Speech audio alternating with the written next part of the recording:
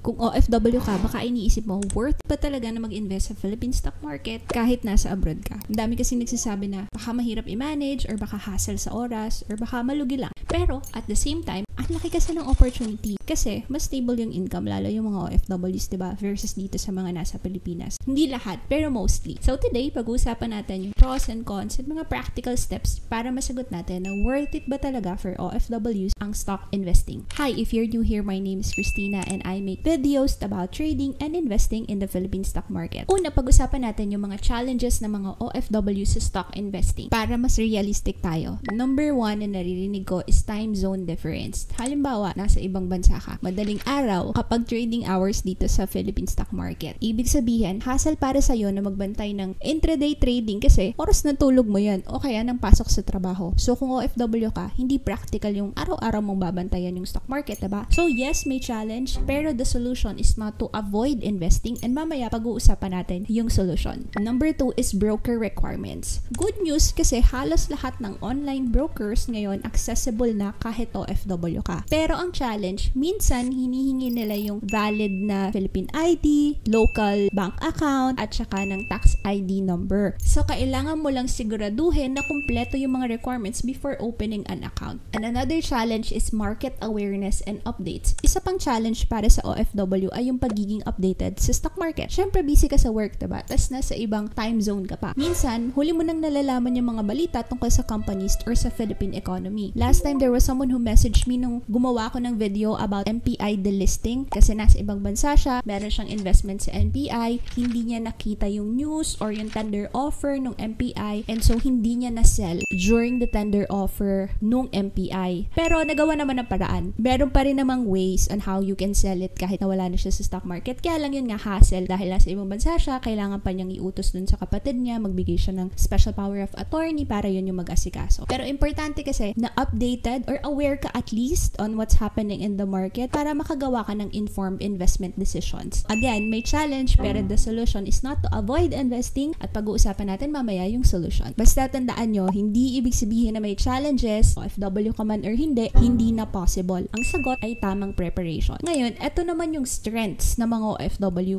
Number 1, stable and higher income. Actually, mas predictable yung sahod kaysa sa karamihan sa amin dito sa Pilipinas. Kung makapag-ipon ka monthly, malaking edge na yon sa stock investing. Second is yung exposure to global mindset. OFWs are exposed to international work culture at mas disciplined sa paghawak ng pera. Hindi lahat, okay? Pero karamihan ng mga nami-meet ko, they're more disciplined when it comes to handling their finances. So, meron akong kwento. Meron akong in-interview dito sa channel, no? Nag-work siya sa Netherlands and sabi niya, diba, I mentioned nga they're more exposed to the global mindset, exposure to their culture, no? International work culture. And sabi niya, they're in Netherlands. And I think maybe then for the whole European na mga tao, no? Sabi niya, mas importante sa kanila yung first to save money and then good health and then to eat healthy food and then they buy experience, they prioritize family time, and then they invest whether in stocks and or in properties or on skills, no? So mas exposed sila sa mga ganong klaseng tao na nakakasalamuhan nila everyday. And then third na advantage ay long-term vision. OFWs, usually they plan for retirement or bubalik sa Pilipinas. Perfect match ito sa long-term investing na strategy. Okay, so kung OFW ka at medyo nakaka-relate ka sa mga challenges na nabanggit ko kanina at sa mga advantages na rin, no? Ito naman yung good news. Lahat yan may solution. For time zone difference, kung hassle na magbantay ng intraday trading dahil iba yung oras mo, ang solution, huwag kang pumasok sa daily trading. Mag-focus ka sa siguro position trading or long-term investing. Pili ka ng quality companies, set your buy price, tapos pwedeng automatic na rin yung order sa broker mo. Sa Dragonfly, they have after hours na feature so that you can enter your order kahit sarado yung market. So, hindi mo kailangan magbantay every second. Next naman is broker requirement. Kung may challenge sa IDs, bank account, or tax ID number, you can plan ahead. Madalas kailangan mo na lang isettle habang nasa Pilipinas ka pa or mag-asikaso online. Kung nasa ibang bansa ka na, ngayon, for ID, you can use your passport. For bank accounts, you can use BPI. Ito not sponsored, pero this is their website where you can open an account para meron kang Philippine bank. And for tax ID, you can get one in Orus. This is Orus BIR. You can get it online. Kung meron ka na before, you can only have one tin. Mariretrieve din siya dyan sa website if you just need to get that number. So, laging tinatanong, kailangan ba yung tin? Yes, kailangan kasi every time we buy and then we sell, we have to pay taxes. So, yan yung mga kailangan i-plan ahead so that you can open a stockbroker account. Next ay market awareness. Kung hindi ka updated sa balita, pwede kang gumawa ng routine. Halimbawa, once a week lang. Hindi naman kailangan everyday. Mag-check ka sa PSE Edge. That's edge.pse.com.ph or stockbroker news. Sources, meron din yan. Itong Dragonfly, the one that I'm using, I'm gonna show you na may creator circle din. A lot of creators now make contents na will get you updated what's happening in the market. Kahit yung mga stockbrokers, no, they also make daily news. At bukod dito sa creator circle, meron din silang Viber group where you can get updates din. Sa Facebook group nila yan, meron din sila. So, hindi mo kailangan araw-arawin. Ang mahalaga, consistent ka sa pag-update. Bottom line, hindi mo kailangan maging glued sa screen, no? Ang kailangan mo ay system na bagay sa lifestyle mo bilang OFW. Ngayon, let's go to practical. Ito yung mga strategies na pwede mong gawin. Number 1, automatic investing plan. Instead of waiting for the perfect time, gawin mo siyang habit. Halimbawa, every month, part ng remittance mo, tatanggalin mo na, diba? And then, diretso na sa stocks yung iba. Para kahit busy ka, tuloy-tuloy yung growth ng portfolio mo. Next is dividend first strategy. Pumili ka ng companies na consistent nagbibigay ng dividends. I have a video about REITs. They consistently give out dividends. So, you can start with that. Ito yung steady cash flow na kahit wala kang oras na mag-trade daily para meron kang at least rental income, no? Yun yung passive income ng dividends niya. Kahit nasa abroad ka. And then, you can just learn along the way if you want to add more stocks. Another strategy that you can do kung hindi ka makapag-intraday trading, mag-focus ka sa medium-term trades. Mag-buy ka ng stocks based sa fundamentals and setup. You can hold on for weeks or months or years and then sell kapag na-hit na yung target price mo. Yun yung position trading. Hindi mo kailangan na nakababad sa chart. Another tip ko sa'yo is you can maximize yung broker tools mo and order automation. Gamitin mo lang yung limit orders or yung mga stop loss dyan para kahit tulog ka or nasa trabaho ka, na ma-manage mo na maayos yung investments mo. You can just set para you can be smart and disciplined with your investing. So, worth it bang mag-invest sa stocks kahit nasa abroad? Yes. Pero, dapat meron kang strategy that would fit your lifestyle. Huwag mong ipilit yung intraday kung hindi naman talaga kaya. You can do long term. At kung gustuhan mo yung content na to, you can watch this video. Next, ito yung interview ko dun sa isang OFW